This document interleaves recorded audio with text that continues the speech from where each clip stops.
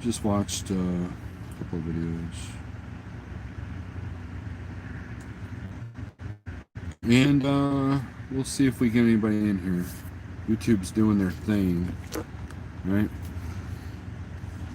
YouTube's doing their thing where they're not putting out notifications. Yeah.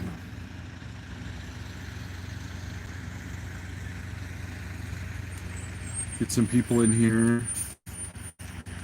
And we'll chat a little bit. Late night chat, right? Well, depends on where you live. If you're in the East Coast, this is later. If you're on the West Coast, you're like, whatever, it's not even dinner time. But we'll get into some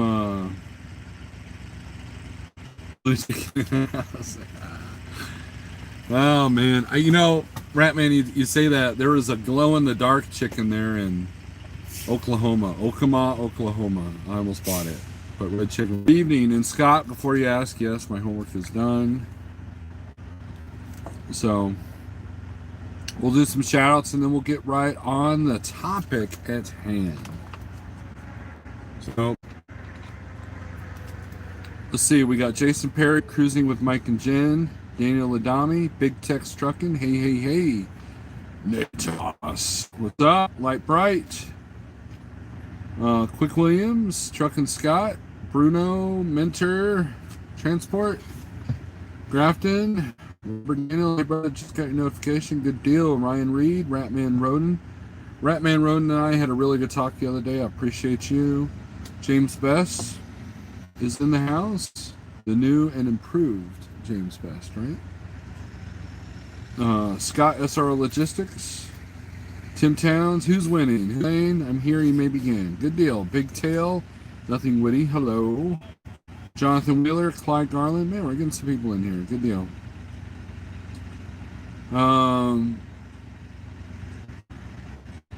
Not for me, I really do just have a real schedule unlike you, brother.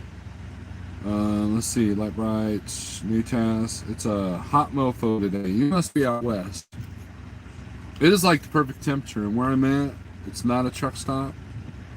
The only truck near me is behind me, and he is idling, but I can't hear him from here. It is beautiful outside. Perfect. It'll be nice and dark out here. I love doing this run because I could sleep with the customer. Now, today was a bit of a challenge. I got here with only 10 minutes to spare on my 14, so we kind of pushed it a little bit today. So, all right, so let's talk about the subject again.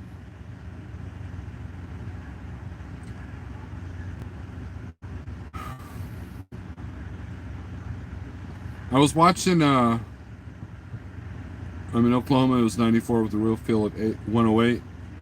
Yeah, I got a friend of mine heading to Oklahoma.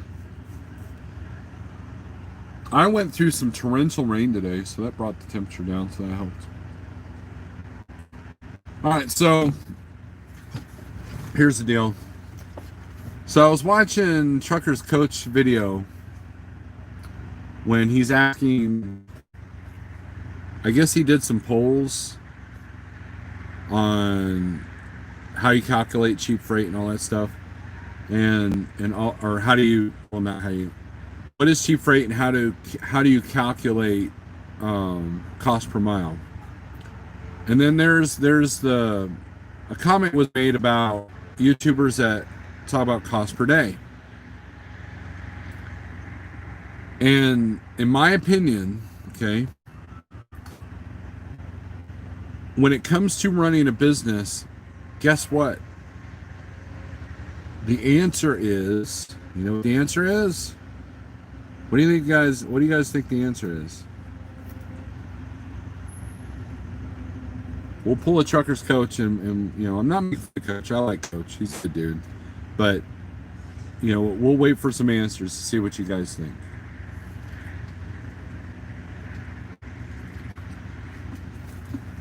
Depends. Nittany Lion, you got it.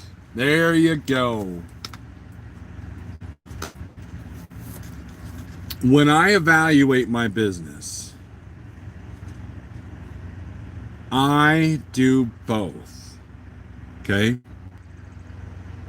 You could have a load that pays $4 a mile, but it's only like 100 miles. Or you could do a load that pays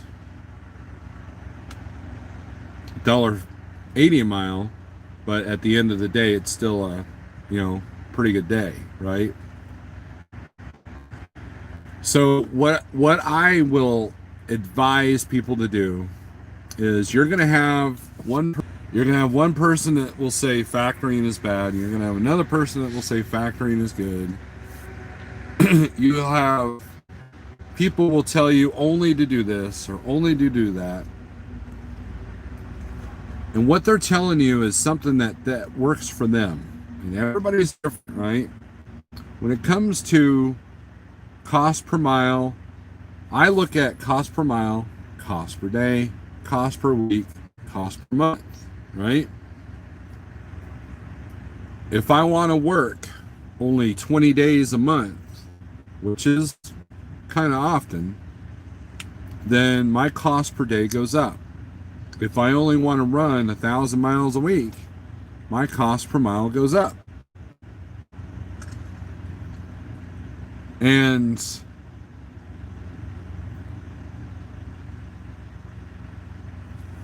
you have variable costs and fixed costs. Variable cost goes up, fixed cost goes down with more miles. So the answer is do what suits your needs the best, right? And take the information from this guy, and take the information from this guy, and take the information from that guy, and take the information from that guy, and create your own story.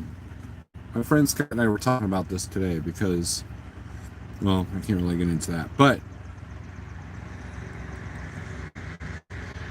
it's just like when you first become an owner-operator, people are like, oh, you don't do this, you don't do that, don't do lease.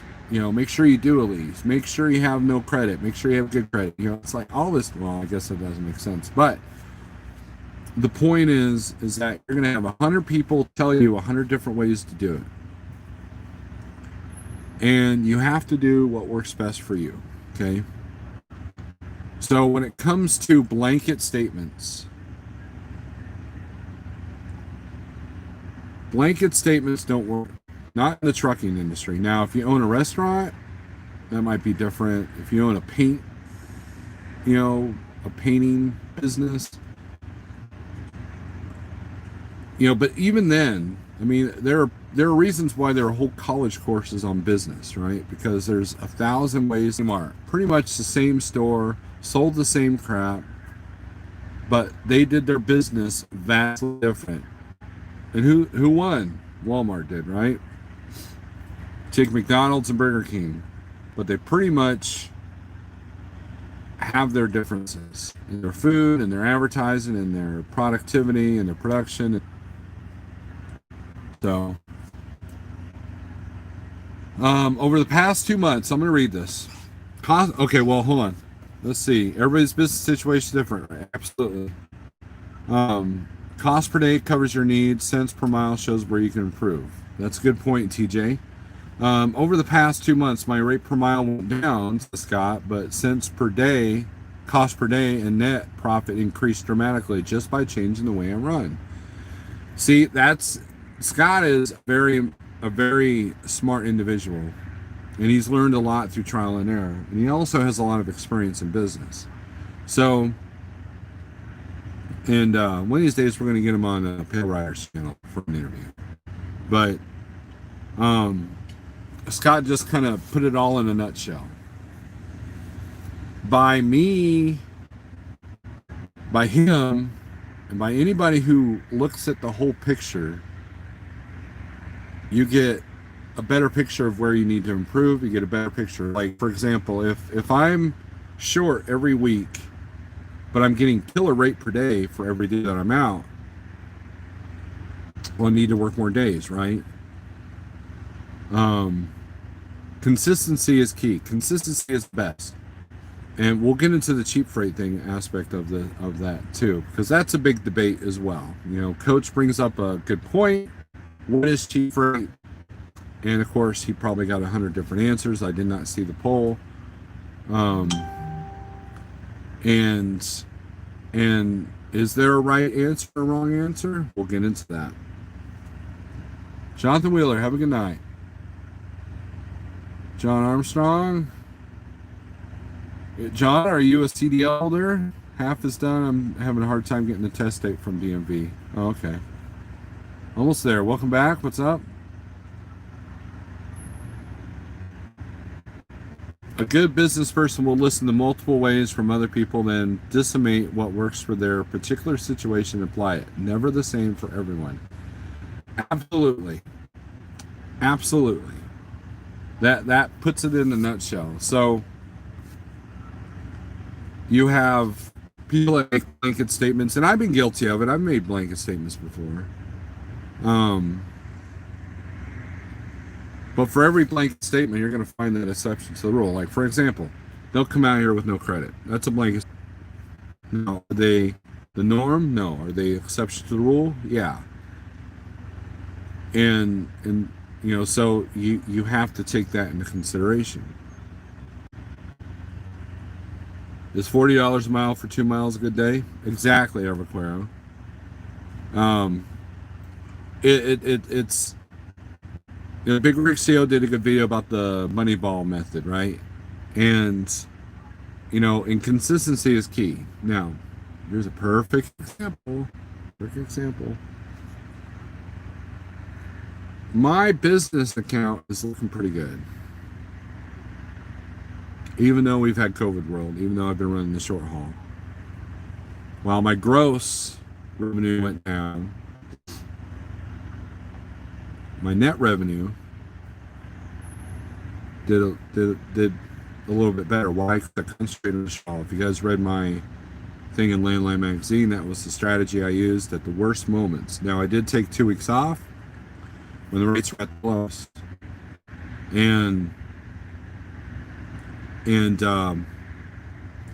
So it brings us to our next question. What is cheap freight? So let's pull a trucker's coach here and let's ask the question, see if you guys will answer it. Overtaxed Minnesota, what is up? Wallace Ober, $1 per mile needs little, total for the week means everything. Needs little, I don't understand what you're saying. You talk about means little?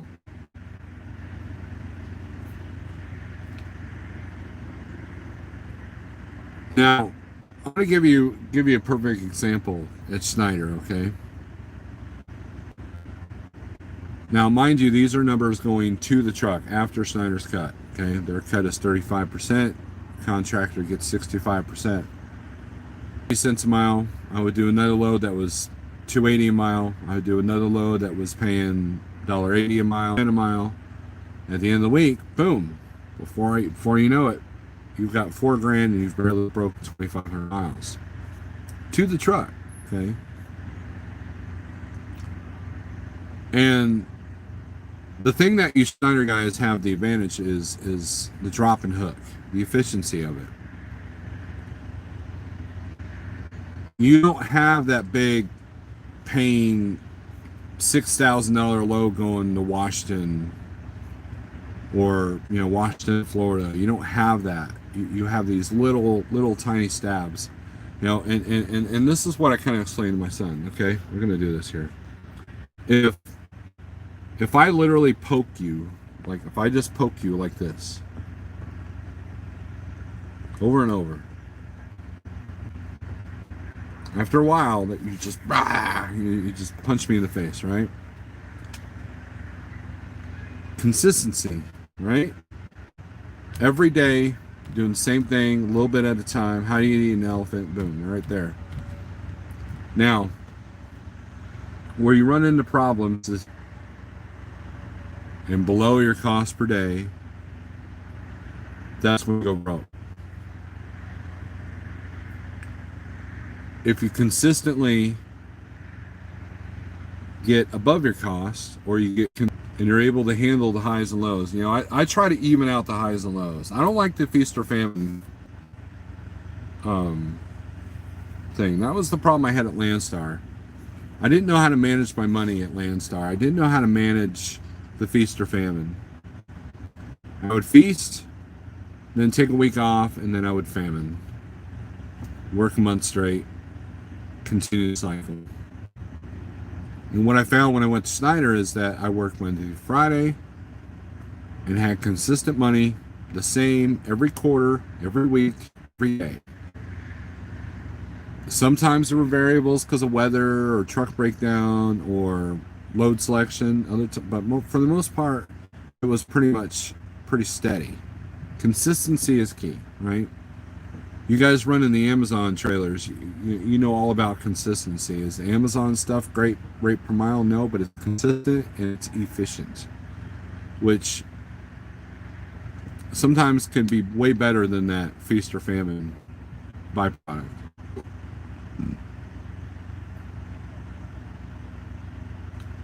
$2 a mile pays 300. You have to do a lot of pick and drops, a lot of time involved there. Yeah, and and there's a lot of people that go to Schneider that are used to doing long haul, and they have trouble adjusting to the short haul regional drop and hook. Some guys are dropping 2 or 3 trailers in a day. I know I did.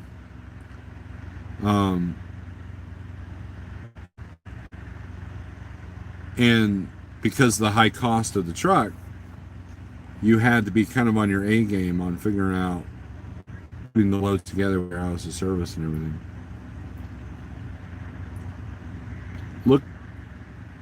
Take what you need per day times 7 times the day total you need for the week. The week total is your target. Right, and so what I do, we get paid after every load. And sometimes I deliver a load a day. Sometimes it's 2 days after I deliver a load. And one of the things that I had trouble adjusting to when I came over to like trucking was I was used to doing everything by the week. Landstar was by the week, Schneider was by the week. And it's easy to lose track of the numbers if you don't stay on top of them when you get paid every day or every other day. And so what I found, it was easy for me to take my notebook and break it down by the week so I could see what my averages are. And I do a lot of pen to paper. I mean, that's just something I do, something I've always done. I do have a computer program.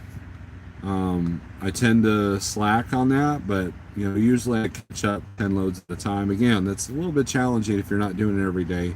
Again, if I was consistent on putting it in every day or every other day, I wouldn't get behind, right? So consistency is key. Most I ever dropped in a day for Schneider was 2 a day, and that was usually when I was trying to get out of Fontana and LA Basin. I think the highest amount, I think I did DVIRs for 6 trailers one day. So, sure hope that Cali Freight stays up for a while, cha-ching. I'd be careful over tax. There's something funky going on with California. They're starting to shut down things there too. So COVID 2.0 is about to get initiated. So yeah, that was a tiring day, John. That was a tiring day. Now, you guys haven't answered. So what do you think is cheap freight? And when I tell you what I think is cheap freight, it will be an opinion, not fact. Okay?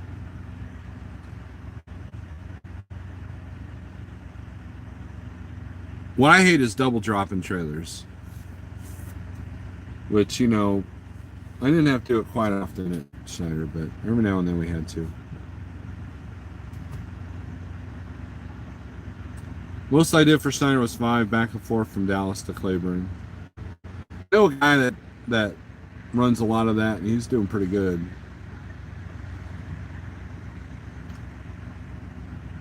My opinion, that's a good answer.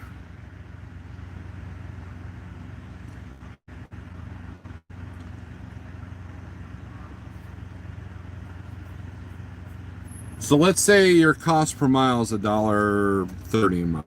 Okay?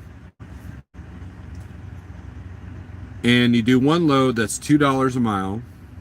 for 500 miles, okay? And then you do another load for 500 miles because you went to a dead-end area like Denver or something. And it was only paying $1.10 a mile. It's below your costs. At the end of the day, when you marry the two loads together, are you below your cost?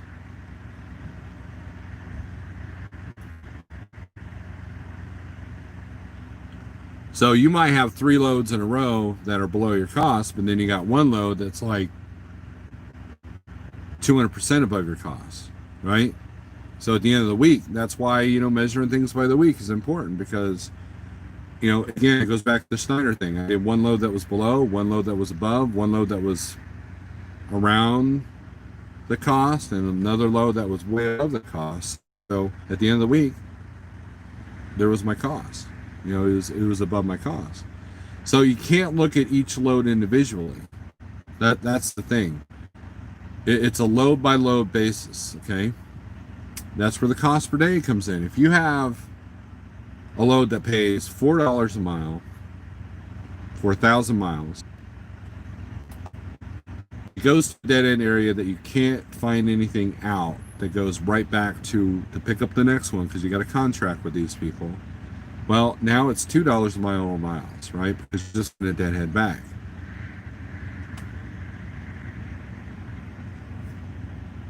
That's a scenario. Another scenario is, and here's where I think cheap freight is, okay? You cannot judge cheap freight. This is my opinion, okay, by the way. This is not fact. I'm not schooling you. I'm just telling you my opinion, okay? You cannot base cheap freight off just the rate per mile, okay? Perfect example.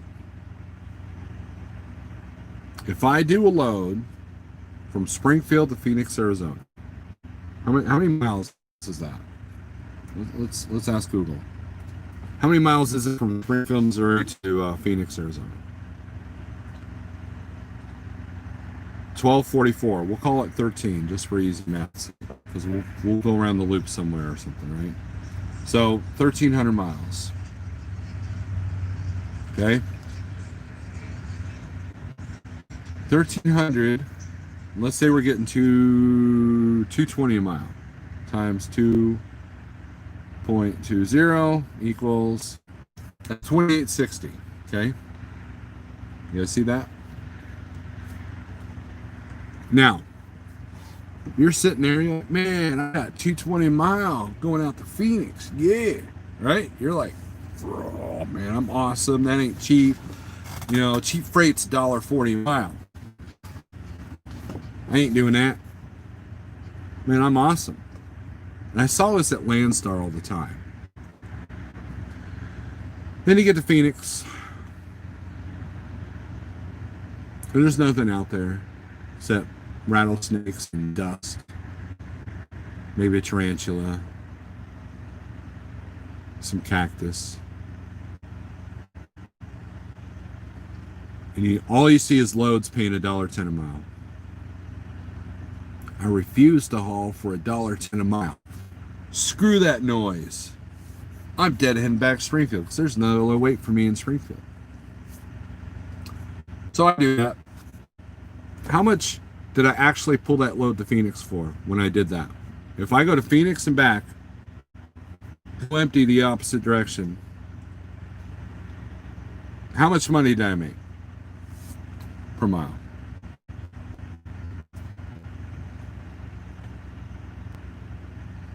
Ryan Reed, bingo. So because I wouldn't move for less than $1.40 out of Phoenix, I just moved this whole load for $1.10. And okay, check this out. It's gonna blow your mind. And what was that number? 2860. Now, 1,300 plus 1,300 Math is hard. Remember, 2,600 miles, okay? I just tied up. That's about a week's worth of driving, right?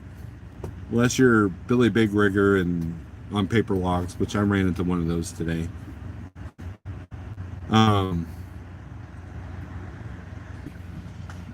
Right? Now, if you take 2860 divided by 6 days, that comes out to $476 a day. Now, if your cost per day is $400 a day, you profited, didn't you? Okay? So where's the cheap freight at? Right? Now, if you would have taken $1.10 out of Phoenix, now you've protected the profit from the first load. And so when people say there's no such thing as cheap freight, that's what they're talking about. Okay? Mind blown, right, John? Now I get it. It took me like 5.5 years to learn this lesson, right? I was one of those guys at Landstar. I ain't moving this truck for less than blah, blah, blah mile. Because Landstar orientation, they said my net cost per mile is blah, blah, blah, blah, right? Now, you got to be smart with it, right? If I got to run way below my costs, it's going to be light and easy. Avoid tolls, avoid mountains with 45,000 pounds. For example, a perfect example of lower priced freight are bricks. For some reason, they don't think bricks are worth moving at a decent rate per mile. A lot of flatbeds will haul bricks as a backhaul to get to their main customer. And I think that's why. But for the most part, like for example, if you go to Jonesboro or no, Searcy, Arkansas, there's a brick place out of Jonesboro, and they barely pay $1 a mile to come out of Jonesboro to go up to Springfield. Now, if you've ever been up 63, 63 and 65 there in Arkansas, you know that that's not a fun road when it's 45,000 pounds. And bricks are kind of sketchy to drive in. You know why? Because they're center loaded. You get a little bit wobbly, and you risk flipping yourself over. So to me, that's not worth it. To me, I'd rather take the hit on the fuel if I have to go back empty. If only I'm going to a decent load after that, right? So that's why there's no blanket statements. That's why there's no such thing as variables, okay? And what works for dry man doesn't work for reefer, what works, so on and so forth, okay? So you have to evaluate your business on an individual basis, okay? So instead of asking what is cheap freight, or asking what's more important, cost per mile, cost per day, a great thing to learn is it's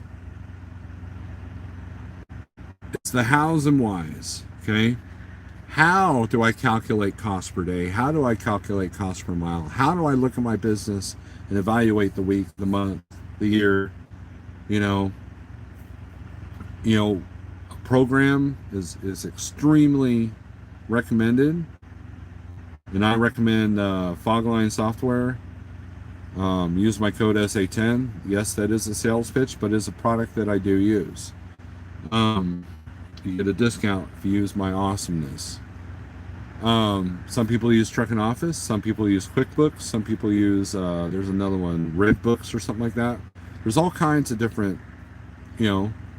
ways. Some people still use pen and paper. Regardless of what it is, as long as you're doing something, okay? And that way you can evaluate your business, okay? So, perfect example. If you have a restaurant, if you have two different servers, let's say it's like a cafeteria style, okay? Which, buffets between cafeteria style, just so you know. One is real generous with their portions, right? when you go to play outside electric beams, you know, they put like a whole pile of them, right? And then the other server is like literally measuring it, you know, cutting off at the end of the spoon, and you know, and measuring to the fine detail, puts it in.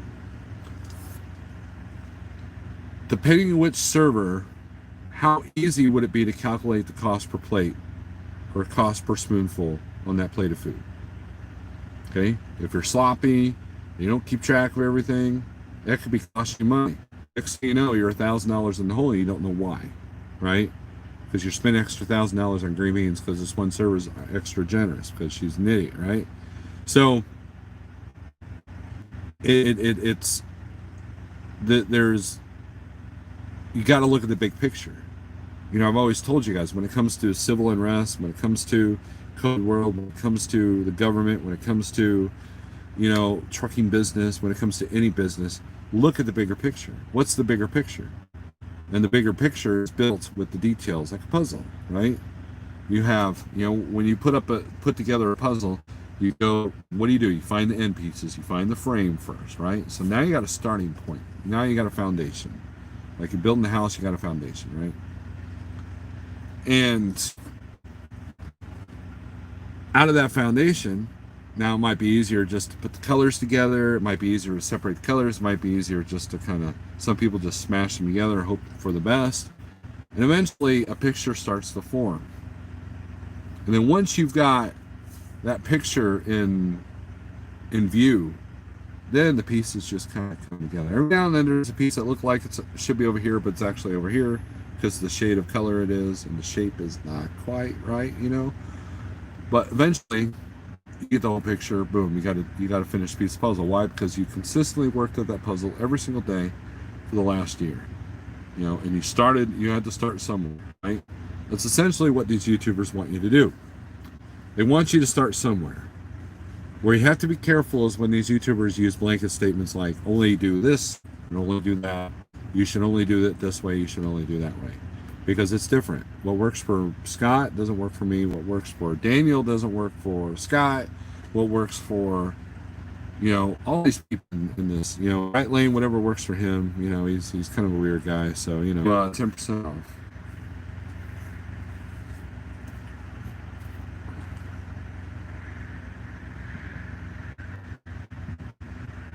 Daniel Nami brings up a good point. What cheap is for you may not cheap for me. Now, Spectre brought this up. Spectre brought up the point of profitability. How much profit can you make on $1.10? This guy behind me looks like he can make a pretty good profit at $1.10. You know, that show truck that's sitting there at the job and petrol all the time, that's really nice and beautiful, and the guy's constantly polishing it and takes it to the truck wash 8 times a week. That guy's cost per mile, he probably loses his ass on $1.10 a mile, right? So what's cheap for the Peterbilt is not cheap for the guy in the Chromie Pro Star that's behind me, right? So, and I'm just judging, I'm being judgy, I'm sorry. But, you know, duct tape only goes so far, right? It only costs so much. But profitability, that is the important thing.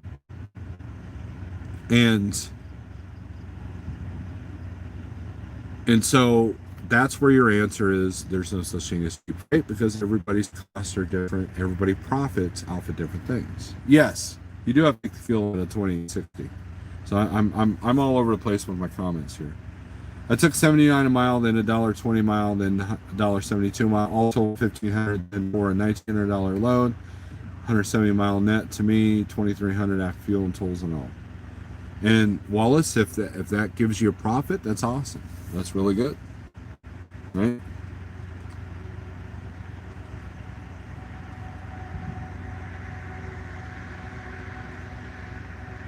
Dennis says there's no such thing as backhaul.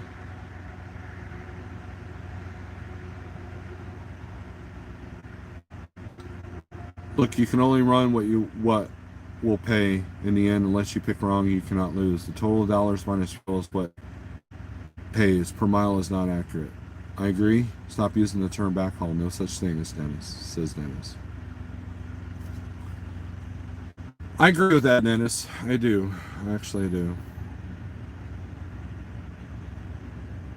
According to Just Trucking, if you're not getting $5 a mile, then you're not a good negotiator. I've never watched Just Trucking, so I can't comment on that. But I will say this. There's a lot of drivers that have trouble negotiating. And there are a lot of drivers that price themselves out of a load. And then there are drivers that will barely negotiate, and they're running the cheap, they're running at a lower cost or a lower profit margin. I've said it so many times, it is getting, people should know by now, you have to look at all aspects of your trucking business: cents per mile, rate per day, mile per gallon, weight of load, time of load. Exactly.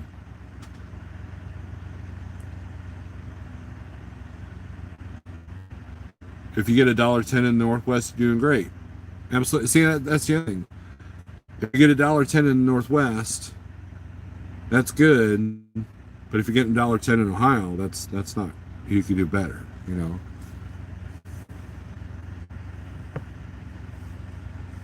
So, the bottom line is this: you're going to have 20 different YouTubers and truckers report people and radio show hosts and all this other stuff. Like what's his face on Sirius? They're going to tell you this is the all and all way. Okay.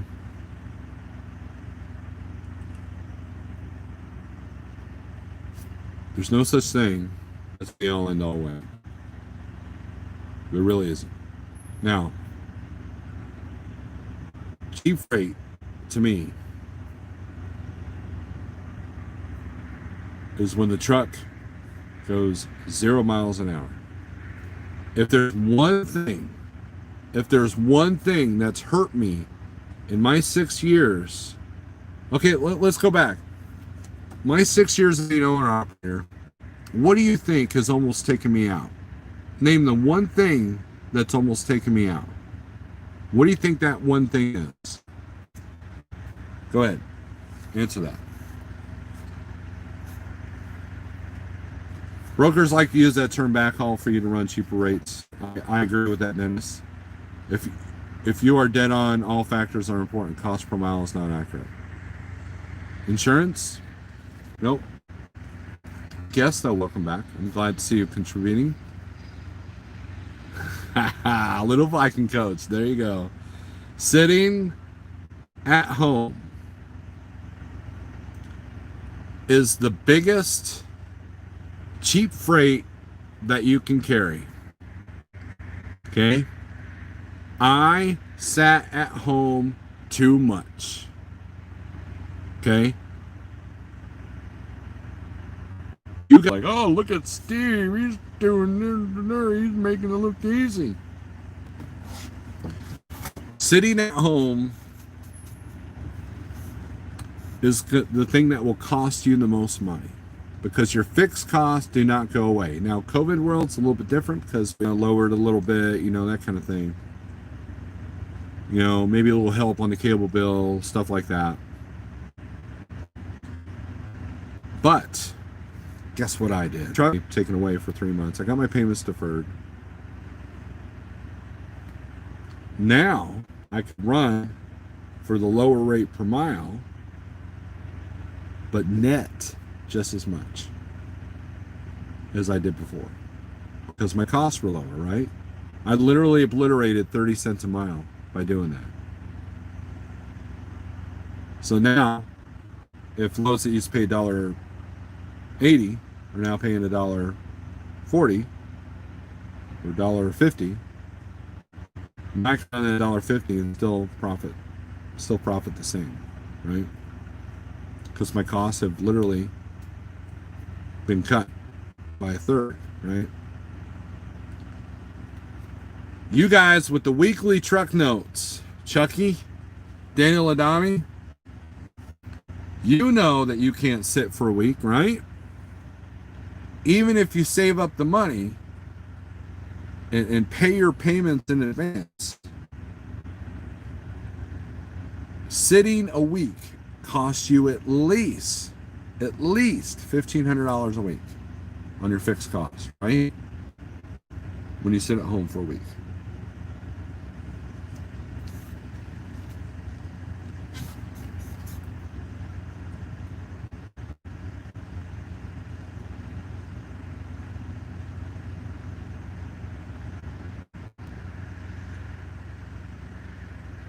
To me, that is the one thing that has hurt me the most in my career of being an owner-operator, is sitting too much.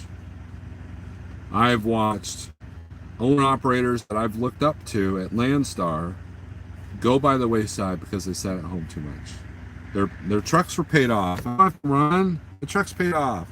I'm just a casual driver. You know, and then they don't run for a month, and then next thing you know, the first load that they did, the turbo blows. Now they don't have money to fix it. Because why? Because they spent all the money that they saved up before on all their home bills so they could sit for a full month.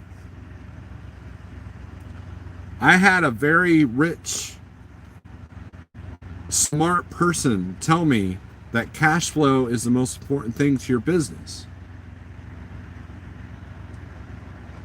You can't get a drink of water. Okay, so, you know, look at a sink, right? You can turn the water on, you'll get water. You turn the water off, you can't get any water, okay? Even if it trickles just a little bit, you could still get a drink of water eventually, right? So if you eventually get that little drink of water, you won't go thirsty. You're thirsty. I'm talking too much. Wheels ain't turning, you ain't earning, says Little Bike Coach. The trucker's table, that's not true.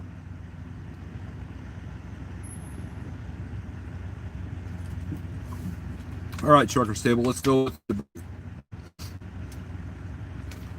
Oh, Landstar will loan them the money. Trucker's table, I've told you this before. If you ask Landstar too many times to loan you the money for a big repair, they will turn you down and agents will stop working with you. I watched it firsthand. Go back to Tex Crowley's videos, okay? There was a guy that had the Liberty Justice truck or whatever. It was a truck that was wrapped in all military garb, very similar to the Traveloco truck. And that guy was the Landstar driver, okay? He had to have Landstar help him with his big repairs twice. On the third time, Landstar said no more. Even though the other two repairs were caught up and, you know, and paid for. So yeah, there is a limit to that benefit, okay?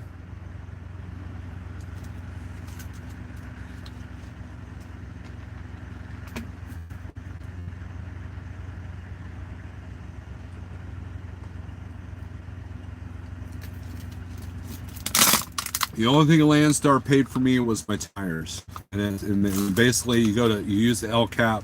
I go to TA, say I want these. I don't even see the bill. Landstar charges me divided by full. Boom, there's my tires. And I only did that because I got the tires at a discount versus I could have just used a business account or a credit card to buy the tires myself, right?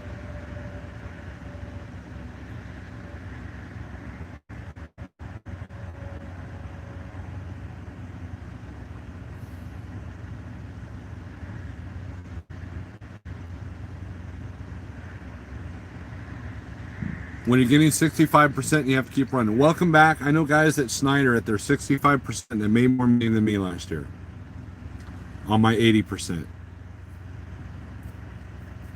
65% of what? Okay, if you're making 65% of spot market freight, yeah, you're probably going under. But if you're making 65% of contract freight, like what the Schneider guys are doing, you're doing pretty good.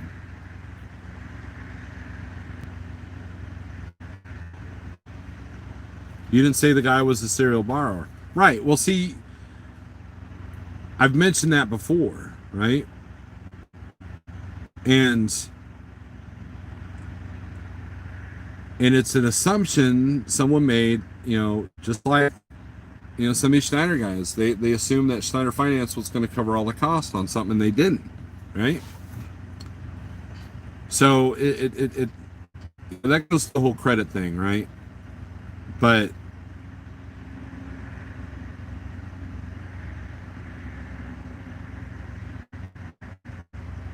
I did everything in my power to never have to borrow that money from Landstar.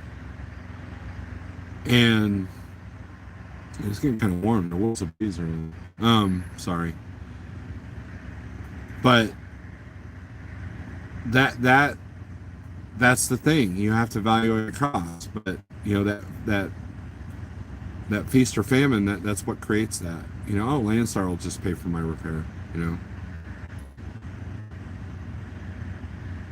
There you go. Big Rich. 65% of great contract freight is probably better than 8% of average spot freight. Haha. Yep.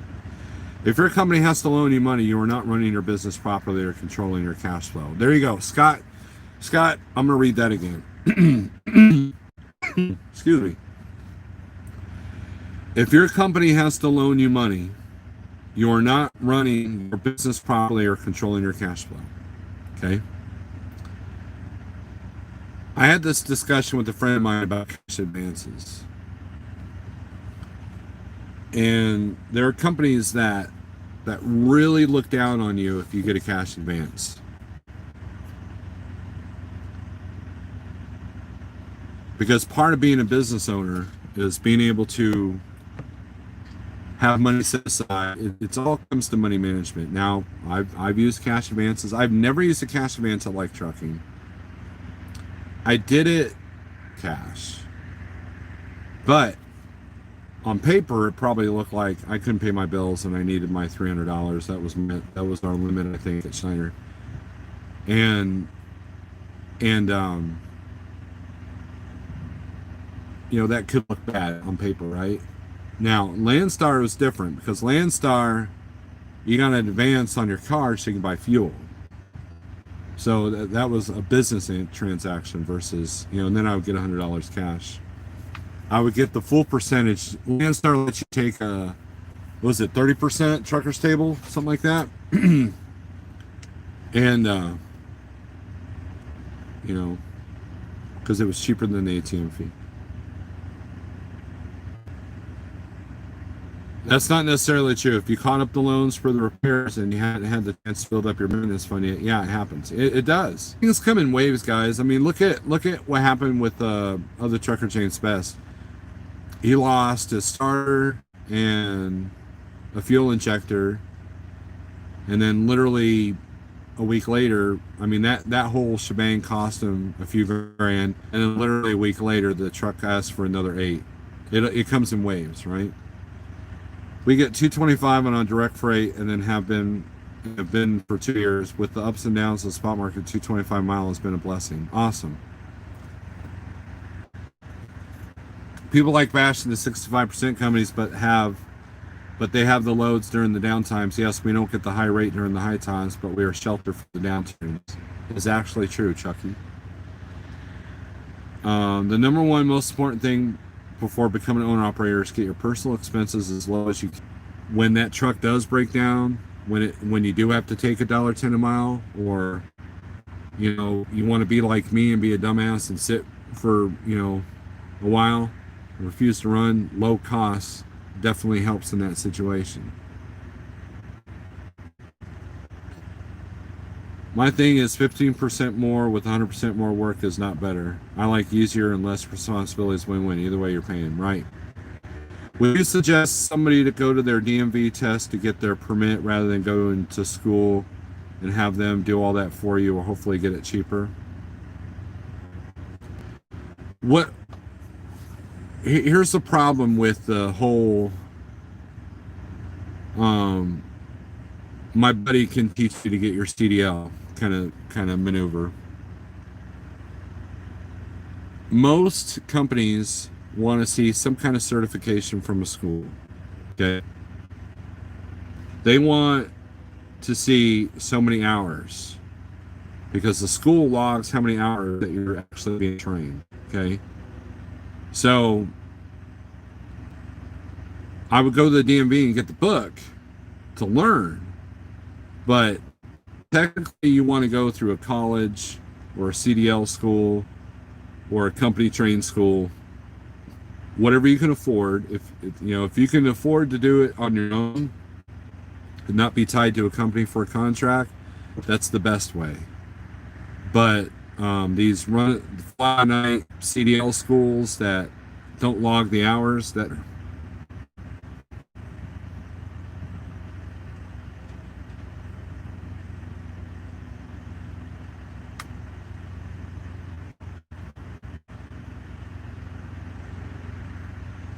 I was looking at to get it done cheaper if schools only charge a little over $2K if you have your permit rather than $47K. Now, if the school's set up like that, then yeah, by all means. But, you know, again, there's 100 different ways. There's no blanket statement for that. What I did, I put my CDL school on my credit card, and then I had that paid back after a year. But I was able to choose and pick one of these fly-by-night CDL mills. You know, so it just depends on where you live.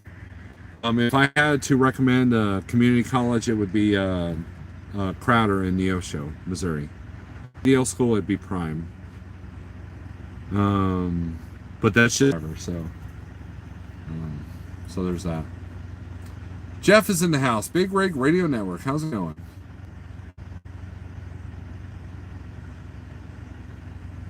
All right, Right Lane. Have a good night. Yep, catch me tomorrow. And he says hello from Vegas. He's on vacation with family. Talk to your state unemployment office too. There you go.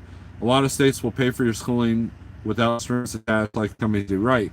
There's a lot of grants out there. There's a lot of opportunity. You know, you use Google as your friend.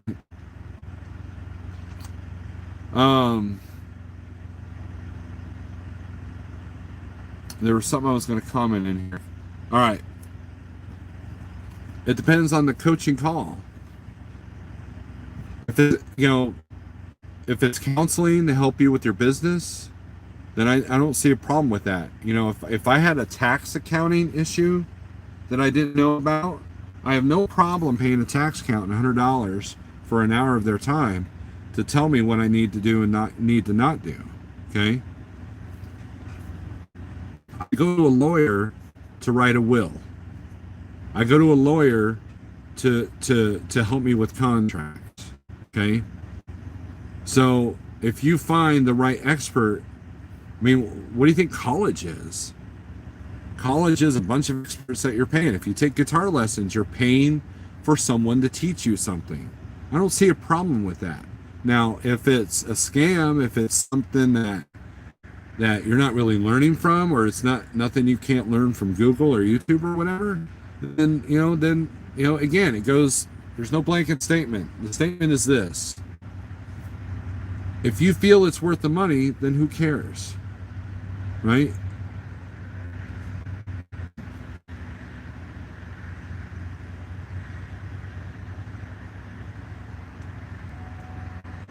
Chucky's right. I got mine paid by the job center. Yep. The Big Rig Radio Network has a trailer. I'll get a truck ASAP, says Dennis. Jeff can get trailers all day long.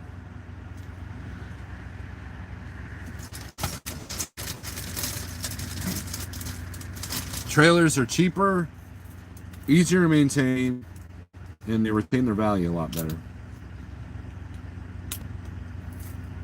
Happy 4th, dude. Lay low for the 4th, dude. Watch things. We are and will be dangerous. Why risk? You do not know. Wallace, I agree with you on that. I agree. Speaking of which, I went to my first gun show, and that was a blast.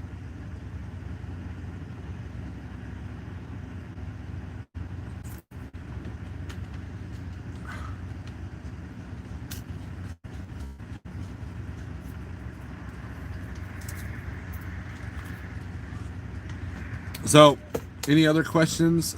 I figured out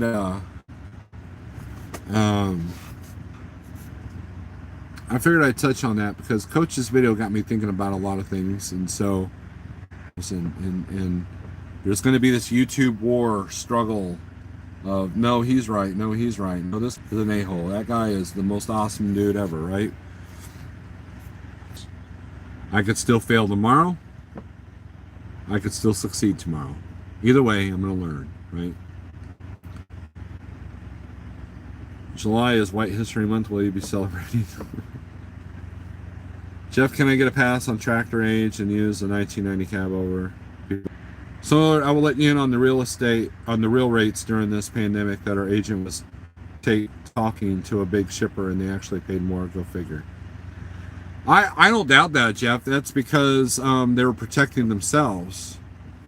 I mean, you know, and here's the thing. During COVID world rates, they were not negotiating. Brokers were not giving an inch. Most of the time. Now, they're having to give because I was looking at loads today. Jeff, I think I sent you the load, the next load I got tomorrow. Out of Cincinnati, Ohio, there was 950 loads with a 150-mile radius. Picking up just tomorrow. Okay? Picking up just tomorrow. Now, you know, some of them might be T2L, like posted 20 times or whatever. So, you know, take 200 out. That's still really good volume. And when volume is that high, you can negotiate better rates. And this week it feels like 2018, to be honest with you. Now, after July, after the 4th of July, it's going to stop. It's going to end. Trust me on this.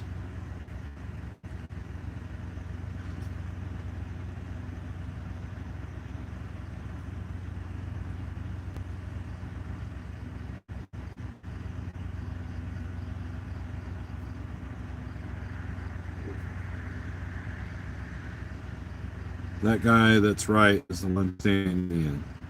Well, that's a lot of loads. So, right now, rates are really good. So, that'll definitely, now the rate per mile and the rate per day on this load just went up. A smaller percentage. Thank you very much, Lenny. I think it'll keep going as long as the states stay open.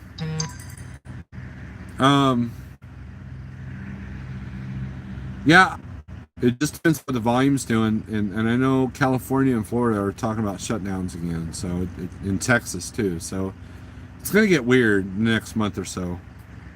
You know, stores are still empty there. You know why, Jeff? Because it's Michigan. But I appreciate that, Lenny. Thank you very much. And Don Schonger, if you're watching, I appreciate the $10 you gave me towards my firearm purchases. So Nevada might shut down too. You can't even buy a bicycle? That's dude, that's sad. That is sad. Here's what we'll do, Jeff. Give me a shopping list and pay me, and I'll bring all that stuff to your house directly. You want a bicycle? I'll buy one.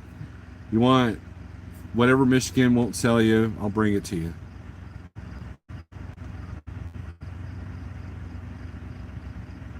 Can you buy alcohol? Probably.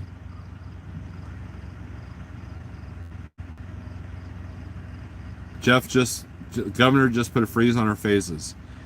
See, that's why. Okay, so let's go over this, right? If I'm wrong and rates continue to stay where they at now for the next 3 or 4, if I'm right, the important part is I stayed out and made as much money as I could before this all happened.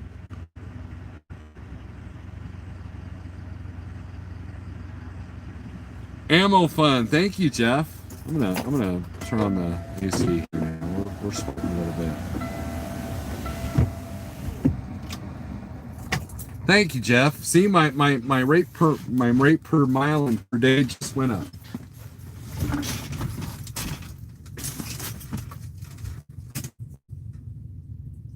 Turn on the Apu. So man, the state's shut down. And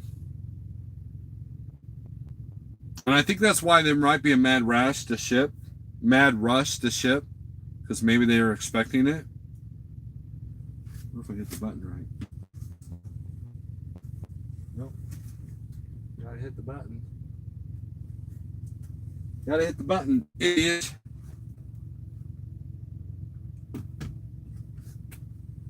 Let's get our fan going here.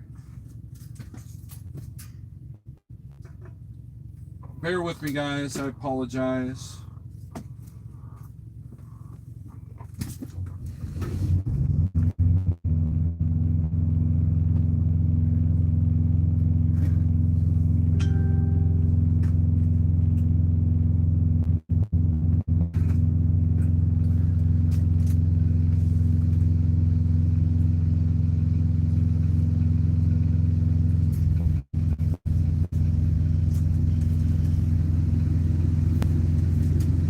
All right.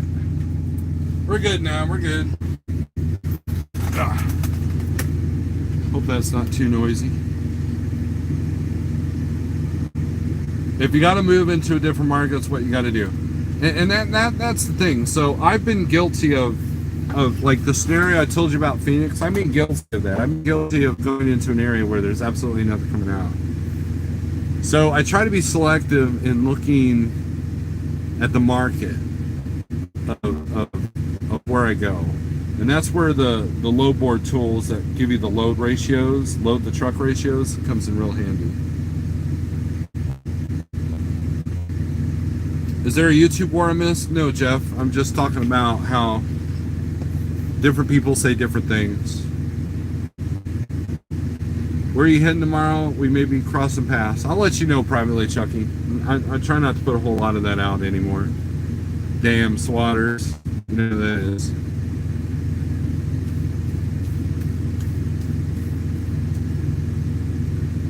Pale Rider knows. Ask him myself. But anyways, guys, I think we're going to cut this short. We're at an hour. I appreciate everybody watching. I appreciate the super chats, Jeff and Lenny. I appreciate that. That really floats my boat. And I'm going to Portland, Oregon. God, I hope not.